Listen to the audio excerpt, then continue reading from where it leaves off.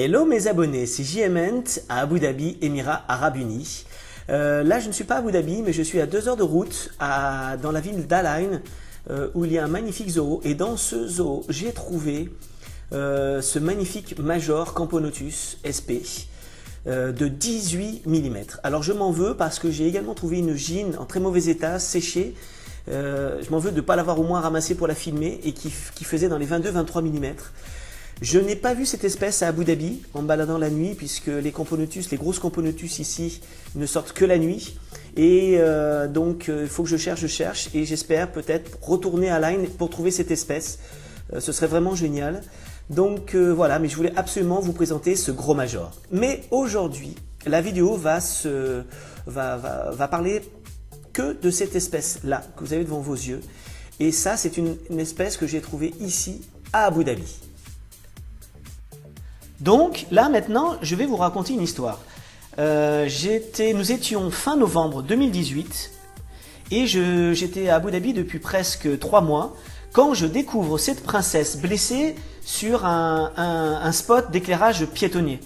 Donc là, je la ramasse et je me dis, mais alors s'il y a une gine de cette taille-là, j'en avais toujours pas vu, il doit quand même y avoir des ouvrières conséquentes, de l'ordre au moins 10 cm.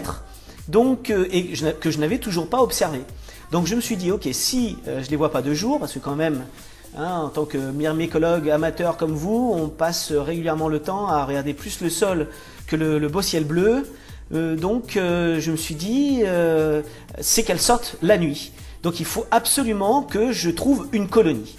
Donc, première chose à faire, la mesurer, c'est ce que j'ai fait. Et ensuite, je suis allé sur antmaps.org pour essayer d'identifier l'espèce. Alors au départ, je pensais que c'était une Adenensis, mais rien n'est certain.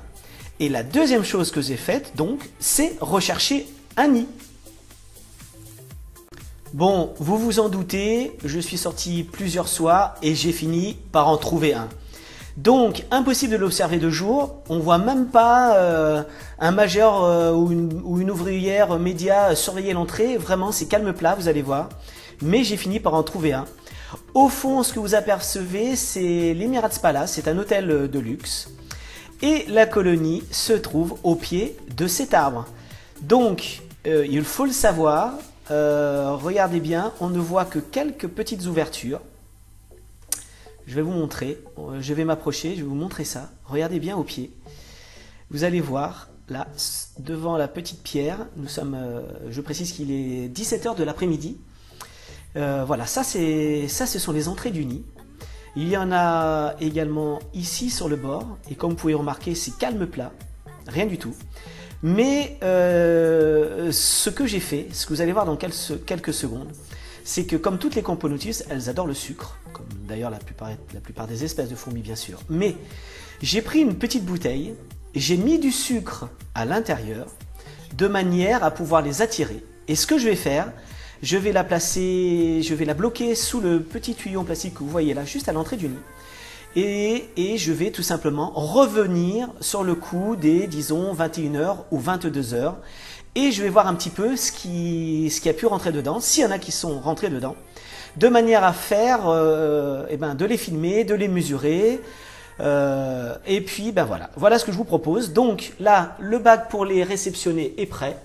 C'est parti, il est maintenant 21 h. Je retourne au même endroit, vous reconnaissez. Donc on va voir maintenant à l'intérieur si j'ai récolté quelque chose. L'Emirates Palace vu la nuit. Alors, voyons voir si il y a des compos qui sont rentrés dedans.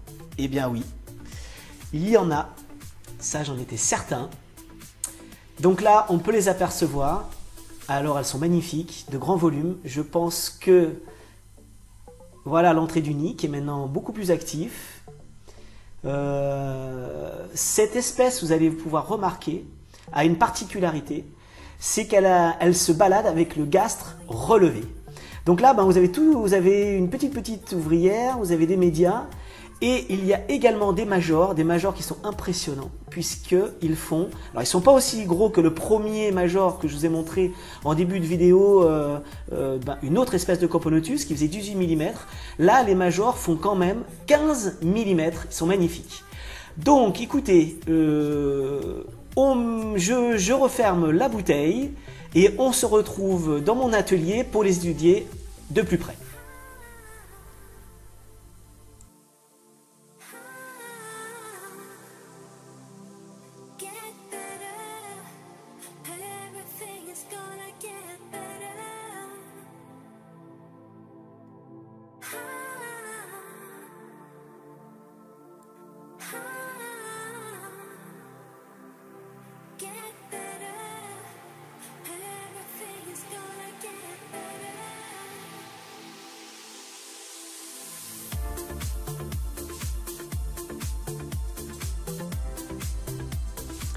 Et voici le fruit de notre récolte.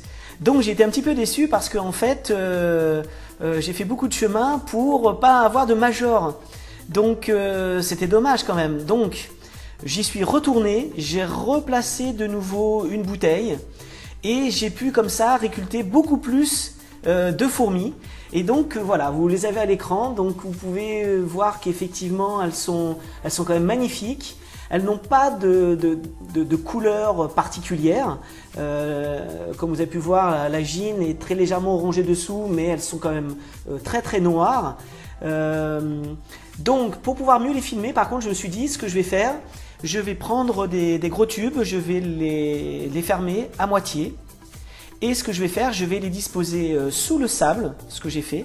Et de manière à pouvoir demain matin revenir refermer les tubes et pour pouvoir pour vous mieux les filmer et mieux les mesurer, mieux les étudier. Donc voilà, j'ai recouvert les deux tubes de sable et on se retrouve demain matin.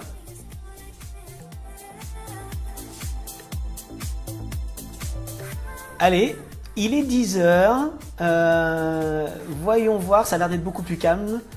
Il n'y en a que quelques-unes qui se baladent dans l'air de chasse. Donc, j'avais mis quand même un petit peu de nourriture, un petit peu d'eau quand même. J'avais laissé, oui, un tube quand même à l'extérieur pour voir si elles allaient préférer le tube sous le sable ou le tube qui était à l'air libre. Donc, sans grande surprise, évidemment, la majorité se sont mis dans les deux tubes qui sont enterrés. Allez, je vous fais découvrir. Et voici, toutes les fourmis se sont logées à l'intérieur. Donc j'enlève le sable, je ferme les tubes et je vous les montre de plus près.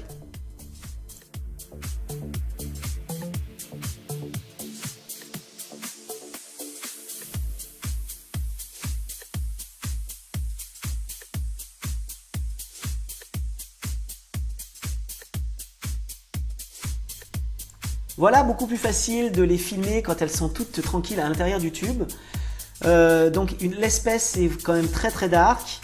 Comme vous avez pu voir, la princesse, les futures reines sont très légèrement orangées sous le dessous. J'ai pensé que c'était une Adenensis, mais si certains d'entre vous ont une idée de ce que peut être cette espèce, n'hésitez pas à me le faire savoir dans les commentaires. Regardez à l'écran, regardez devant vous, le major, il est juste impressionnant. Il fait 15-16 mm, j'ai mesuré. Alors pas aussi gros que le gros major que j'ai trouvé à Line. Mais vraiment, je me suis donné dans le but absolument de trouver cette espèce pour que je l'ai dans mon élevage dès le mois de mars, ici aux Émirats, quand la température va passer au-dessus de 30 degrés et que l'essaimage ici va recommencer. Voilà, cette vidéo va se terminer. J'espère qu'elle vous a plu. Bien sûr, je ne pouvais pas vous laisser sans vous montrer que j'allais relâcher, bien sûr, toutes les fourmis que j'avais prélevées. Et sur ce, je vous dis à très très bientôt. Je vous retrouverai pour une prochaine vidéo que j'ai tournée dans le désert d'Abu Dhabi et où je vous présenterai de nouvelles espèces. Sur ce, je vous dis à très bientôt et à la revoyure. Ciao ciao.